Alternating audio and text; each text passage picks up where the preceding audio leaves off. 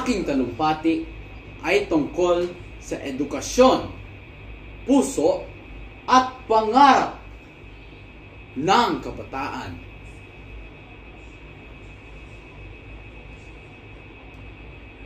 Sabi ni Dr. Jose Rizal, ang kabataan ang pag-asa ng bayan. Isa itong makapangyarihang pahayag na hanggang ngayon ay patuloy nating naririnig, sinasamit at binabalikan. Ngunit sa likod ng salitang ito ay isang hamon, isang paalala na ang pag-asa ay hindi basta-basta dumadating. Ito ay pinaghirapan, ipinaglalaban, at higit sa lahat, ipinangninitigan. Tunay nga na ang buhay ng isang estudyante ay hindi madali. Lalo na sa mga kabataan na salat sa yaman, mga kabataan wala sa kasiguraduhan kung makakapasok ba sila bukas, may makakain ba sila habang nag-aaral, o kung may sapat ba silang gamit para makasabay sa kanilang mga kaklase.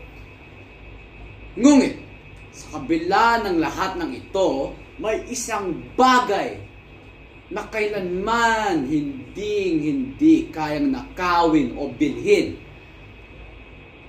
Ang pangarap. Magandang araw po sa inyong lahat. Ako po si Jared Paul Paradierto, isang mag-aaral na patuloy na nagsisikap para sa pangarap at magandang kinabukasan. Bilang mga mag-aaral, mahalagang tayo ay may pangarap sa ating puso. Pangarap na matapos ang ating kurso, makamit ang tagumpay at maging instrumento ng pagbabago, hindi lamang para sa sarili, kundi para rin sa pamilya, para din sa komunidad at bayan.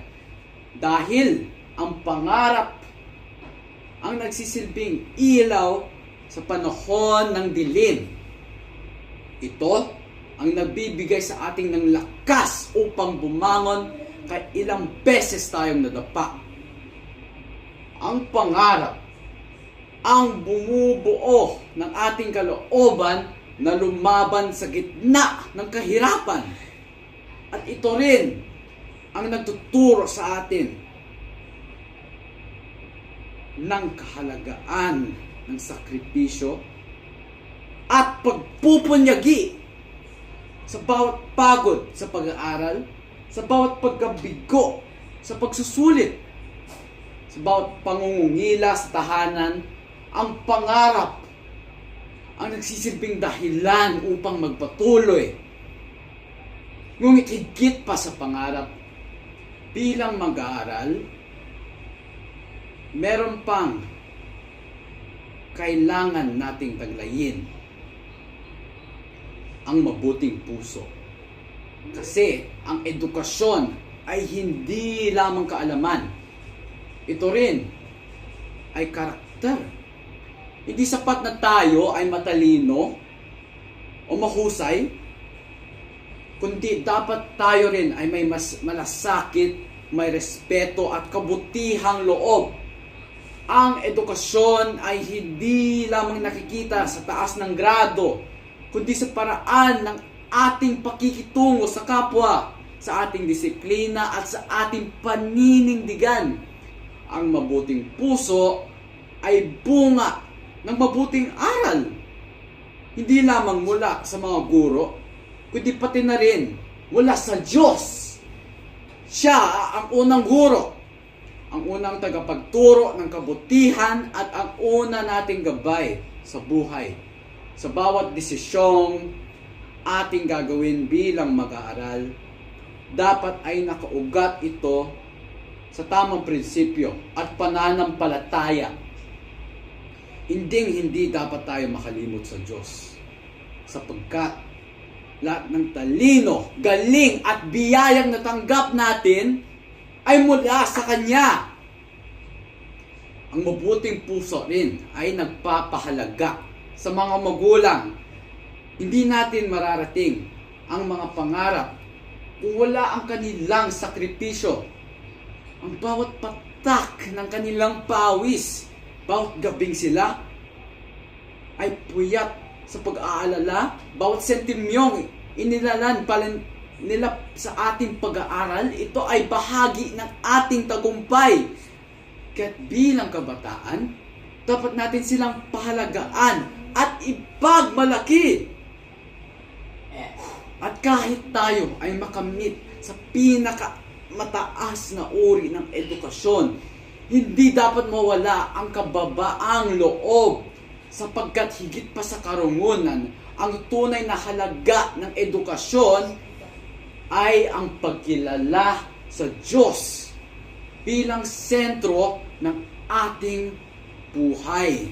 Sa tagumpay man o kabiguan, sa ginhawa man o paghihirap, dapat laging nauuna ang pagpuri sa Kanya. Sa huli, ang edukasyon ay puso. Ang puso ay pangarap. At ang pangarap, kapag pinaghirapan, ay nagbubunga ng tagumpay. Kaya tayo, bilang mga kabataan, mag-aral tayo ng mabuti. Magsikap tayo, hindi lamang para sa sarili, kundi para sa bayan, para sa pamilya, at para sa Diyos. Tandaan, ang pag-asa ng bayan ay tayo. Ngunit ang pag-asang ito ay hindi basta-basta nakukuha.